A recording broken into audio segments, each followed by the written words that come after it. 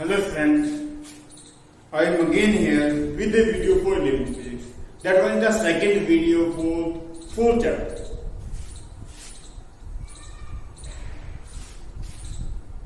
Hello friends, I am again here with a video for living physics. That one is the second video. Hello friends, I am again here with a video for living physics. That is the second video for fourth chapter. In this video, we will discuss about the additions of vector. Last video में हमने discuss किया था vector क्या था, उसकी कुछ definitions, polar vector, axial vector, उसके अलावा हमने displacement vector, position vector, unit vector, magnitude of A vector और कई सारी चीजें डिस्कस की थी। मैंने आपको बताया था वेक्टर रिप्रेजेंट कैसे करते हैं, ऑर्थोगोनल यूनिट वेक्टर का क्या रोल होता है, आई कैप, जे कैप, के कैप, तो वो सब चीजें मैंने आपको बताई थी। अब हम उससे आगे चलते हैं। आज बात करते हैं एडिशन ऑफ वेक्टर, मीन दो या दो से ज्यादा वेक्टर कैसे ऐड करते हैं। मेनली दो की बात करेंगे, addition of vector.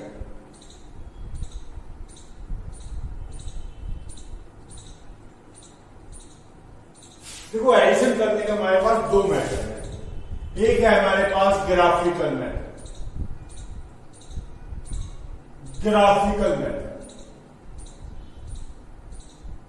Graphical method में triangular law of vector addition, triangular बोलिए triangle law of vector addition.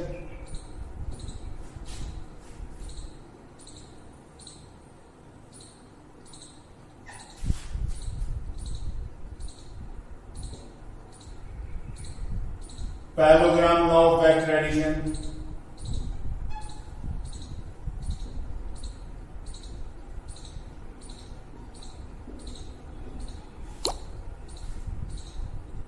And polygon law of vector.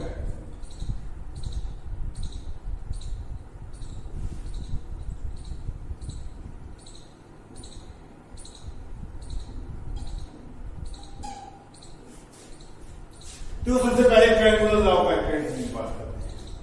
मान लिया हमारे पास दो वेक्टर्स है, वेक्टर ए, वेक्टर बी, और दोनों के बीच का एंगल थीटा। तो ट्रायंगुलर लॉ में क्या करते हैं, सबसे पहले हम वेक्टर ए ड्रॉ करते हैं। जितनी लेंथ है उतनी लेंथ और जो डायरेक्शन है वो डायरेक्शन। फिर उसके टर्मिनस पॉइंट से, मीन्स एंड पॉइंट से, उसकी टेल से हम थीटा एंगल की डायरेक्शन बना सकते। देखो ऐसे वेक्टर बी डिनोट करते, ये थीटा एंगल हो गया, और ये तो वेक्टर ए था आपका, और ये वेक्टर बी डिनोट। समझने की बात है कैसे किया, पहले वेक्टर ए डिनोट किया, फिर उससे लास्ट में थीटा एंगल बनाते हुए हमने वेक्टर बी ड्रॉ किया। यहाँ आप ये भी कह सकते हो कि ये एंगल बना दिया 180 minus theta, means 180 minus theta angle draw करते बी वेक्टर बना दिया। वेक्टर ए की टेल से वेक्टर बी का हेड मिलाना है, ये बस याद रखना। वेक्टर ए की टेल से वेक्टर बी का हेड मिलाना, सॉरी वेक्टर ए के हेड से वेक्टर बी की टेल, वेक्टर ए के हेड से वेक्टर बी की टेल को मिलाना। ये टेल है, ये हेड है, तो वेक्टर ए का हेड है, वेक्टर बी की टेल। अब लास्ट में क्या करेंगे, वेक्टर ए की टेल को वेक्टर बी के हेड से मिलाओ, और ये आपका रिजल्टेंट है। मीन्स दोनों का एडिशन हो गया, A plus vector R is equal to vector A plus vector B. देखो न्यूमेरिकल इक्वल नहीं होगा ये, क्यों, क्योंकि ए प्लस बी आर से ज्यादा ही होगा, पर वेक्टर फॉर्म में इक्वल होंगे। तो ये हो गया आपका triangular law of vector addition. Means here we draw the two vector A and B in same order, देखो एक ही ऑर्डर आएगा, and resultant in different order. देखो ये एक ऑर्डर में चल रहे हैं, अब सेम ऑर्डर में नहीं बन रहा है, पर हमें अपोजिट ऑर्डर में रिजल्टेंट ऑर्डर। तो ये आपका ट्रायंगुलर लॉ। यही सेम टू वेक्टर्स है हमारे पास।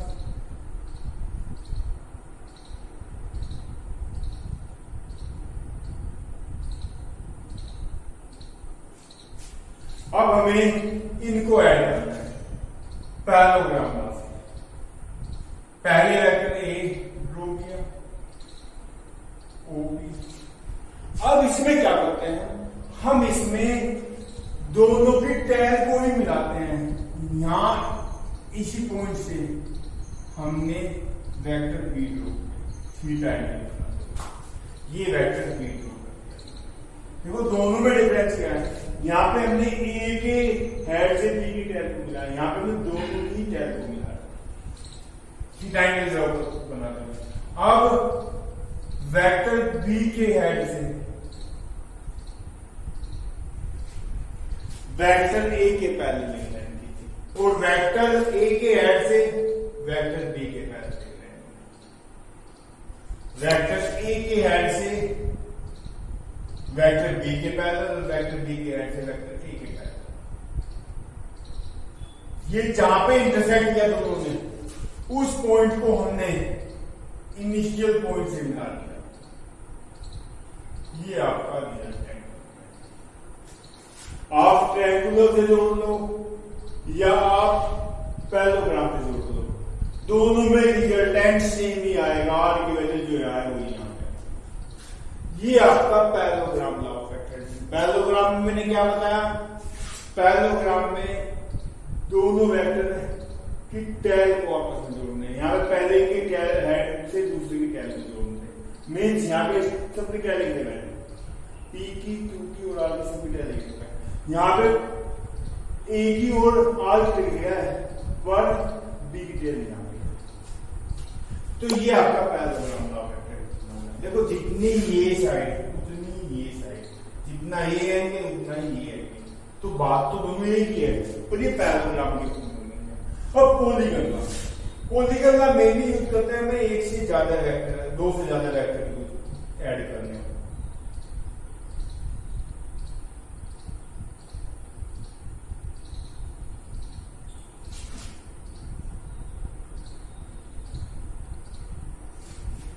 ये चार वेक्टर है, इनको मैं ऐड करना है।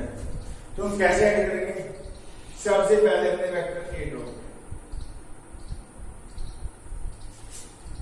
Vector A draw. अब वेक्टर ए की टैल से मीन्स बी पॉइंट से बी के पैरेलल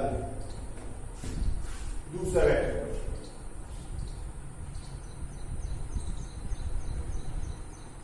ये वेक्टर बी हो, ए प्लस बी। अब बी की टैल से हेड से वेक्टर सी ड्रॉ कर दिया।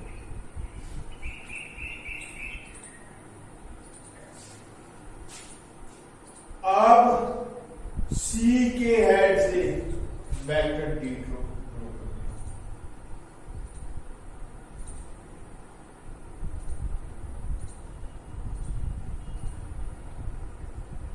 और फाइनली इनिशियल पॉइंट से फाइनल पॉइंट को मिला दे, resultant vector means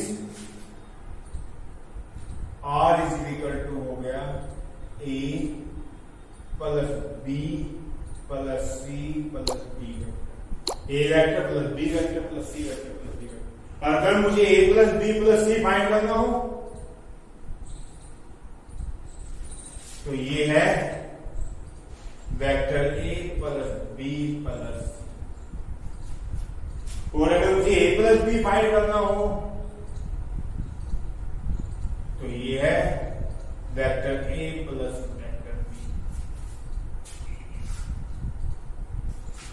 A B A plus B, A B C A plus B plus C, A B C D A plus B plus C. ये आपका polygon law का normally इसकी कहीं जरूरत आपको नहीं पड़ेगी। अब इससे आगे की बात करते हैं एनालिटिकल। Method of वेक्टराइजेशन।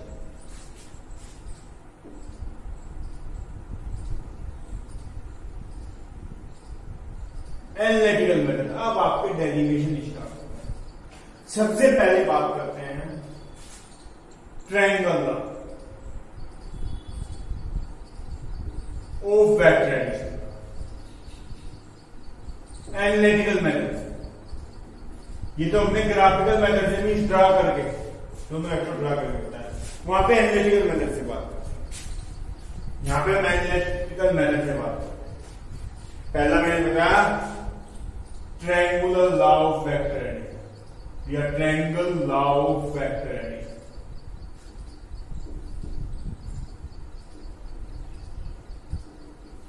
थोड़ा समझने का है, ज्यादा टफ नहीं है। आपके पास वही टू वेक्टर्स हैं, वेक्टर ए ओपी से डिनोट किया और वेक्टर बी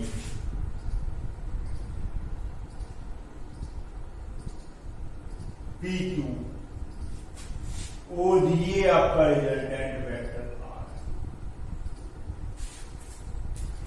ये दोनों के बीच का एंगल थीटा। ये वेक्टर ए, ये वेक्टर बी और ये हमने से रिजल्टेंट फाइंड कर ट्रायंगुलर लॉ किया।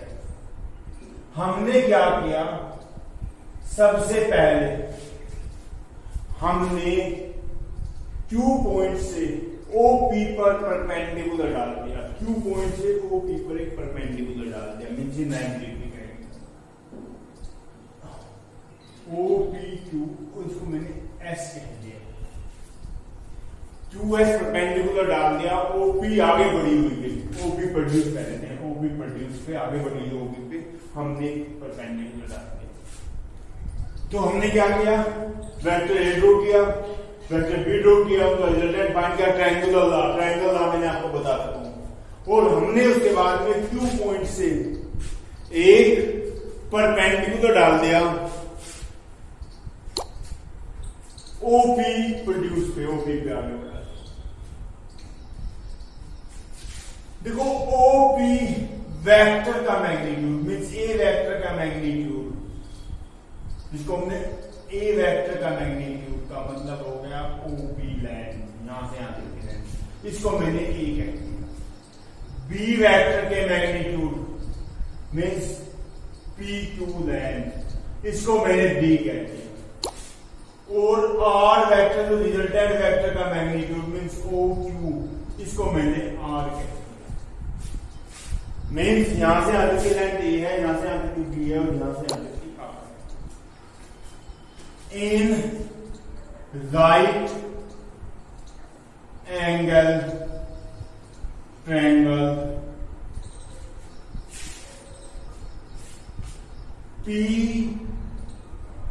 P2S, P2S एक राइट एंगल ट्रायंगल बन गया। Sine theta is equal to क्या होगा, साइन थीटा परपेंडिकुलर, थीटा के सामने का perpendicular means 2S upon hypotenuse P2,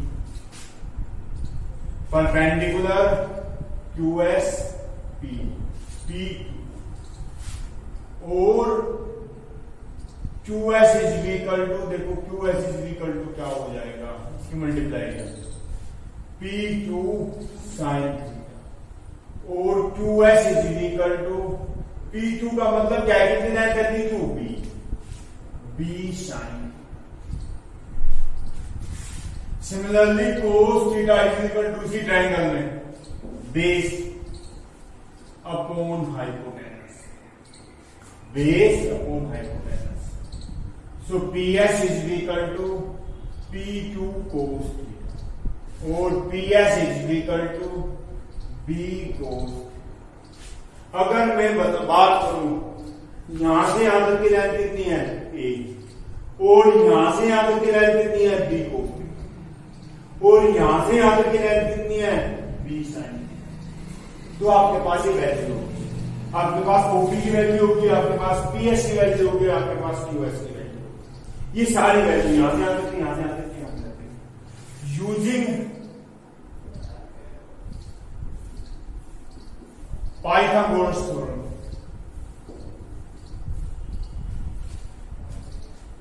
in triangle O in right angle triangle OS, देखो OS2 में पाइथागोरस थ्योरम यूज करते हैं। OQ का स्क्वायर हाइपोटेनस का square is equal to base का स्क्वायर प्लस परपेंडिकुलर का स्क्वायर। बेस का square OS का स्क्वायर, परपेंडिकुलर का स्क्वायर QS का square is equal to OQ का स्क्वायर। और OS का मतलब क्या है?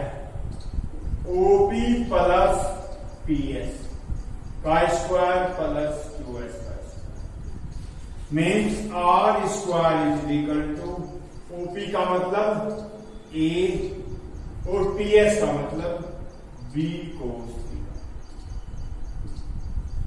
Plus B sin theta. तो R square is equal to A square plus B square cos square theta plus 2AB cos theta plus B square sine square. देखो A plus B का whole square, A square plus B square plus 2AB, A square plus B square cos square theta plus 2AB cos theta plus this.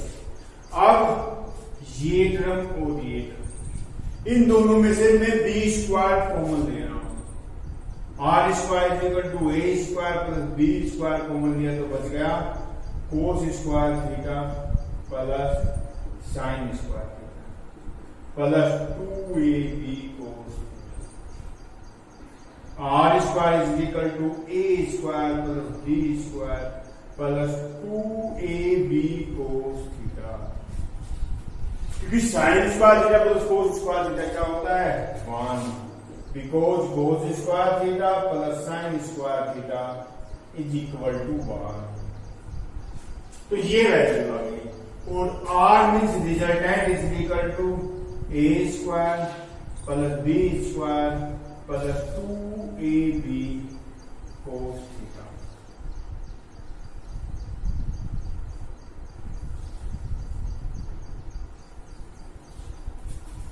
ये आपका resultant है। R की value, resultant की value आ गई। अब अगर रिजल्टेंट, देखो दो चीज होती है वैल्यू में, मैग्नीट्यूड और डायरेक्शन। अगर रिजल्टेंट वेक्टर ए से अल्फा एंगल बना रहा है तो tan alpha is equal to क्या होगा? tan alpha perpendicular upon base, perpendicular upon base. तो we can say tan alpha is equal to perpendicular QS means B sin theta upon A plus B cos theta. ये resultant की direction होगी। अगर आप चाहो तो alpha is equal to tan inverse हो जाएगा। मीन्स अगर आप डायरेक्शन सिर्फ अल्फा में ही चाहते हैं तो आप इसको लिख सकते हो alpha is equal to tan inverse B sin theta upon A plus B cos theta. आप इसको ऐसे भी लिख सकते हैं। तो आपने रिजल्टेंट का मैग्नीट्यूड भी फाइंड कर दिया, डायरेक्शन भी फाइंड कर दिया। आपको तीन चीजें चाहिए, magnitude of vector A, magnitude of vector B and angle between both. और आप रिजल्टेंट भी फाइंड कर सकते हो और रिजल्टेंट का वेक्टर ए के साथ, पहले वाले वेक्टर के साथ एंगल की टेंजेंट भी फाइंड कर सकते हो। मीन्स एंगल का tan कितना है। मान लीजिए वैल्यू सारी 1 आ जाती है तो tan alpha is equal to 1 और tan में 1 कितनी वैल्यू होती है? tan 45 की। तो tan alpha is equal to tan 45 and alpha is equal to 45 degree. तो ऐसे आप इसका मैग्नीट्यूड फाइंड कर सकते और ऐसे ही आप इसकी डायरेक्शन फाइंड कर सकते हैं। ये तो होगा ट्रायंगल। अब ऐसी ही बात करें अगर हम पैरेललोग्राम का,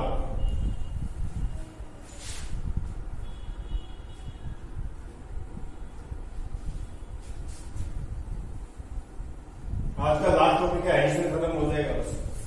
अगर हम पैरेललोग्राम लॉ की बात करें, वेक्टर ए ड्रॉ किया आपने ओपी, वेक्टर बी ड्रॉ किया आपने ओक्यू, वेक्टर बी के पैरेलल ए के पैरेलल, वेक्टर बी के पैरेलल,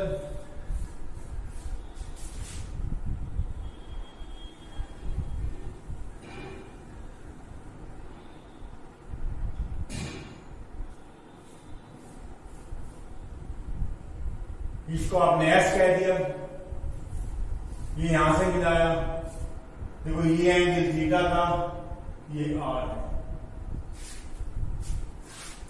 फिर आपने वही किया, एस से यहां पे परपेंडिकुलर डाल दिया, ये हो गया आपका, ऐसे यहां परपेंडिकुलर डाल दिया, उसको ऐसे रखिए।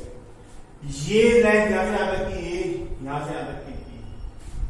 अब आपको पता है ओपी मीन्स वेक्टर ए का magnitude is equal to A कह दिया, वेक्टर बी का magnitude is equal to O Q is equal to B कह दिया, और पी एस बी तो बी ही है, जितना ये उतना ही है। पैरेललोग्राम में आमने सामने साइड इक्वल होती है, ओपी जितना है उतना ही क्यू एस है।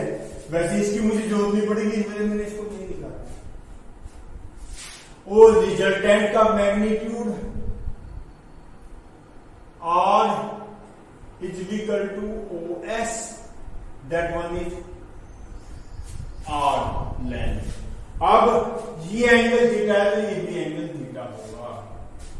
अब आप जब इसको फाइंड करोगे तो ये हो गया B sin थीटा। सिमिलरली ऐसे ही फाइंड कर सकते हो, और जब इसको फाइंड करोगे तो ये हो जाएगा B cos A plus B cos theta, B sine theta, और ये रिजल्टेंट का एंगल अल्फा। तो आप सारी की सारी चीजें यही फाइंड कर लोगे, बिल्कुल सेम ऐसे ही बन जाएगा, कोई अंतर ही नहीं रहेगा। तो ट्रायंगुलर लॉ और पैरेललोग्राम लॉ बात एक ही है, बस थोड़ा इनिशियल स्टार्टिंग का डिफरेंस है। आप इतना करने के बाद में यहां से स्टार्ट कर देंगे। In the right angle triangle O S T, यहाँ पे है P2S, यहाँ पे है OST, sine theta is equal to this, cos theta is equal to this, sine theta क्या हो जाएगा ST अपॉन PS, और ST is equal to PS sine theta, PS का मतलब B, तो ST is equal to B sine theta, और cos theta is equal to PT upon PS, and PT is equal to PS cos theta, PS का मतलब B, तो PT is equal to B cos theta. तो ये OT हो जाएगा OP plus PT, A plus B cos theta, और ये sign B sine theta. तो बिल्कुल ऐसा ही हो जाएगा जैसे ये था, A plus B cos theta plus B sine theta. तो बिल्कुल ऐसे ही आप इसको फाइंड कर सकते हैं। अब आते हैं स्पेशल केस की बात। Special case, first case, if both the vectors are parallel, अगर दोनों वेक्टर पैरेलल है, theta is equal to 0 degree, then R is equal to क्या होता है, A square plus B square plus 2AB cos 0 means A square plus B square plus 2AB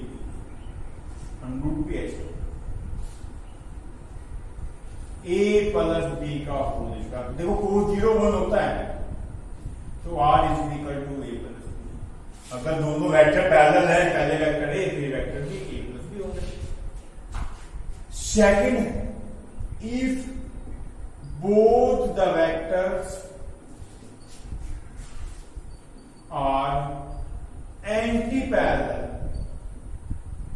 अगर दोनों vector anti parallel है means theta is equal to 180 degree, then r is equal to a square plus b square plus 2ab cos 180, इसका under means a square plus b square minus 2ab, and that one is a minus b का whole square, and that one is a minus b. हाँ, resultant का angle भी आएगा इसमें, tan alpha is equal to होता है पहले वाले केस में, जो cos theta is equal to 0 तो b sin थीटा, sin 0 की वैल्यू 0 अपॉन कुछ भी हो तो 0 आ जाएगा, और अल्फा इज इक्वल टू 0 हो जाएगा, क्योंकि tan 0 ही या tan 180 ही 0 होता है। और अगर यहां पे बात करें तो tan alpha is equal to b sin 180, a plus b cos 180, ये तो 0 हो गया, नीचे a माइनस b हो जाएगा, पर रहेगा तो 0 ही, 0 नीचे कुछ भी हो, तो tan alpha is equal to tan 0 और tan 180, और अल्फा इज इक्वल टू या तो 0 डिग्री का या 180। मान लिया एक वेक्टर ये है और दूसरा ये है, तो रिजल्टेंट ये होगा। एक वेक्टर यहां से यहां तक है, दूसरा यहां से यहां तक है, तो रिजल्टेंट ये होगा। Third case, if both the vectors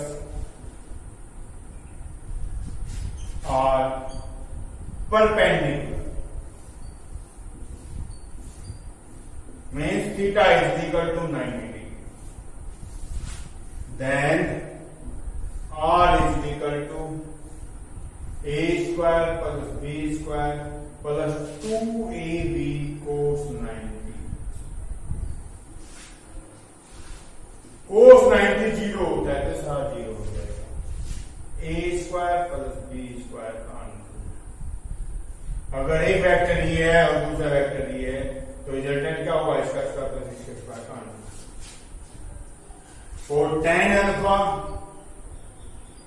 is equal to b sin 90 upon a plus b cos 90, sin 90 तो 1 होता है, cos 90 0 b अपॉन, ये तीसरा केस, ये आपका एडिशन ऑफ वेक्टर कंप्लीट हो गया। नेक्स्ट वीडियो में सब्सट्रैक्शन ऑफ वेक्टर और रिजोल्यूशन ऑफ वेक्टर